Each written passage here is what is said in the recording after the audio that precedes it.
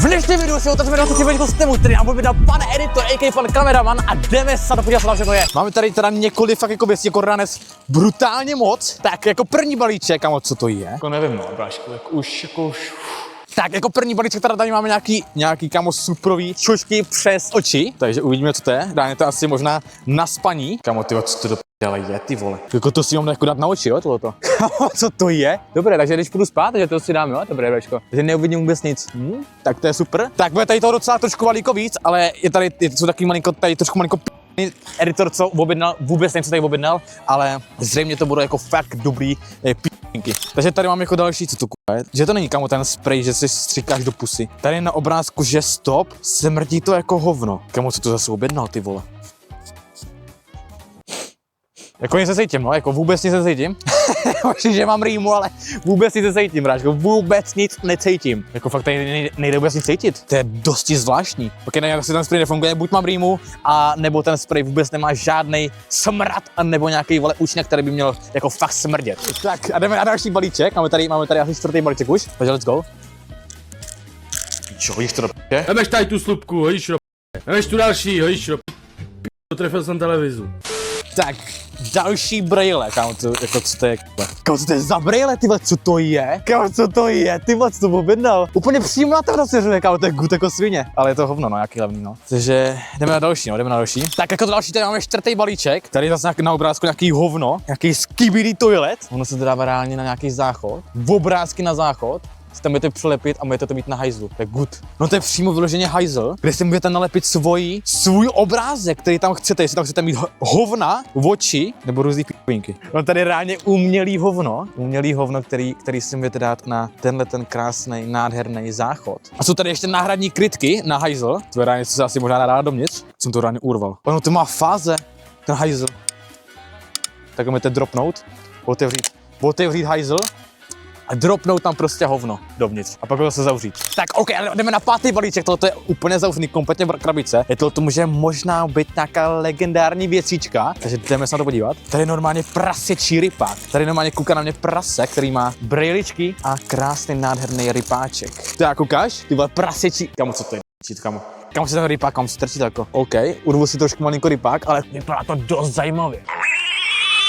By jako zajímalo, jak to tam vypadá, ale brejle za mě dobrý, jako vypadá to jako nádherně luxusně, nevím, kolik to tady jako stálo. Tady editor píchne jakoby cenu a za mě ty brejle vypadají jako krásně luxusně, mají to jít nějaký jakoby proti slunku, ale akorát trošku malinko sere tam ten rypák, co tam je jako připlej. Jinak za mě jako good, tak jdeme na tohle šestý balíček, tady trošku taky použijeme kanajfíček. Tak, kámo, co to je?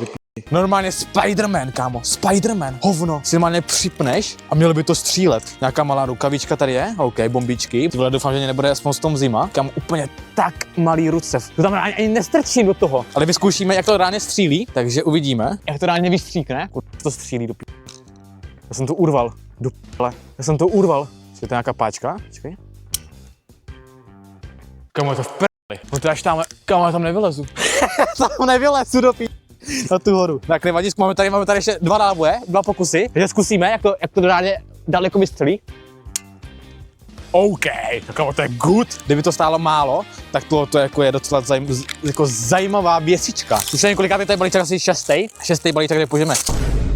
To hodí do prdele. A máme tady nějaký penál, kámo, ty vole, kámo, já jsem dostal od editora penál s Tung Tahurem, který je momentálně má dítě. Stralero, tralala, dámy a pánové. OK, tak tohle je docela god, jako drastický. Podíváme se, jak je prostornej. Myslím si, že do školy dobrý. Zip na p***u malinko. Ale reálně jako prostorný penálek s Tung Sahurem, který momentálně bude rodit, takže jako za mě dobrý. Tak a dáme prvně jako šestý balíček, nebo sedmý asi už balíček. Není to prdící ten pytel, že ne, ty vole. Když prostě na to sedneš, je to prostě udělá zvuk. Smrdí to vietnamčinou, vole. No to fakt udělá zvuk, počkej, ukáž. Nafoukni se. Jako neudělá to zvuk, no, jako kámo, bráško. Vůbec to nedělá žádný zvuky. Možná kdybyste na to prlnou parou před, snad to jako reálně dupil jako prdelkou. No a myslím si, že by to udělal daleko větší zvuk, než jako reálně tohleto rukou, jako jo, ale je to takový slabší, mohlo to být trošku jako silnější zvučíček. Tak a jako další věc, tohleto asi bude 7., 8., 9., nevím už koliká to bude. Máme tady nějaký přívěšek, Řadící páku, kámo, OK. To vypadá ale dobře. Na to, že to je z Temu, tak ta řadící páka reálně nefunguje. Ale ono to funguje to. Reálně můžete reálně jakoby řadit. Můžete jakoby tam dávat rychlosti a máte tady prostě jakoby řadící páku. Přívěšek, kámo, to je good. Tak a jako další máme tady 10. věc. Kámo, to vypadá celé jako zabijácky. Já jsem to proříznul. Já jsem do toho udělal díru. Do p***le. Co to k***ne, kámo, já jsem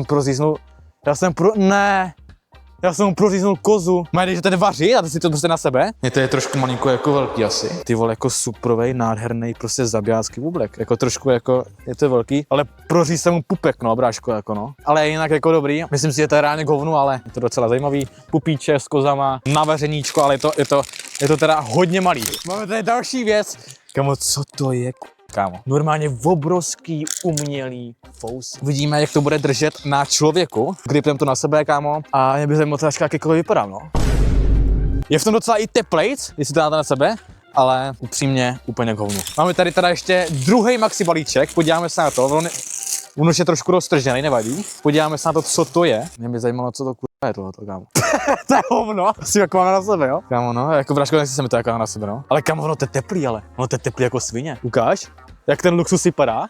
Vypadá to dobře. Ty vole, jako, když by se jako fakt komentář, jak v tom vypadá. Já ty v tom jako vypadám krásně jako teplý hovno, nebo ne. Ale jako musím říct, je v tom krásný teplo úplně, jako nádherný. Kámo, to je ledvínka normálně. To by se mi normálně hodilo na natáčení. Ježiš, co to je do kámo. Co to je? To má zase nějaký pupek, ty vole. To má zase nějaký pupek, ta ledvínka. OK, zkusíme to na sebe gripnout, si to bude dobrý. Kámo, já mám tak přimrzlý ruce, ty vole, to ani negripnu, ty vole. Nebudu tam na sebe, protože mám přimrzlý ruce, úplně mám studený, protože je tady zima, sníh tady je, mrzne tady, je tady už, ty vole, skoro už 7 hodin večer. Takže to na sebe dá nebudu, že bych to nerozepnul ani, že bych si taková prsty, ale docela jako zajímavý, je to teda levný, je to teda, vidět, že je to levný, je to prostě úplně jako z horšího materiálu, je to šílený, ale jako myslím si, že ten pupek je jako fakt zajímavý. OK, mám teď další balíček, který je teda zabalený zajímavě. Už mám fakt jako zmrzlý ruce, protože už to nemůžu ani, kámo, to je nějaký panák. Kámo, to si děláš ten má normálně, ty vole, ten Agrealus, ty vole. Ty čáku. Nejlepší balíček, který jsem mohli otevřít, kámo, on má železný panák s nádherným, krásným dinosaurem, který má křídla nadupanej. Vypadá to podobně, jak má podobně Agrealus, vypadá to docela fakt jako good. Je to železný, jako divím se, že reálně z Temu vytvoří takovýhle něco jako zajímavého, je to pěkný. Kámo, tohle je ale dobrý, tohle je fakt jako dobrý. Kámo, tohle jsem jako nečekal, že to z Temu prostě takhle jako, je to Temu vůbec má, ty takhle krásný panáček. To si reálně nechám, kámo, to je reálně god.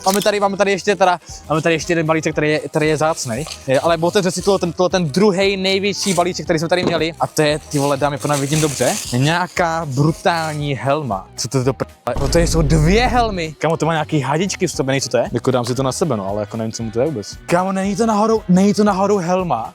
Ne, pičo. Ty si to propojíš, do toho napojíš to hadičkou a reálně ty si toho můžeš pít, vole. Čum. Ty tam do paťohu, dáš se tam kolu a budeš mají chlastat, kámo. Jo, tady máš reálně poutko a ten kelíňok, který si tady asi vtipneš, ale reálně na hovno, že to reálně jakoby nedali k tomu víc hadiček, jako no. Ale jako 2 helmy, no, ty jako zajímavé, mě by to zajímalo, ty kolik to stálo. Tak a dáme, máme tady poslední vzácnou věc, ty vole, který mě objednal pan editor, ty vole, jako zajímavá. Řekl jsem mu, aby se inspiroval pana Kapesníka 69. Prosím tě, nech toho. Slyšel jsi? A samozřejmě objednal si pan Kapesník, neboli a.k.a. pan editor Adas mu objednal tohle, to samý, co mě objednal můj editor, a je to, dámy a pánové, gay kartička, ty vole. Ne, ještě tady je něco.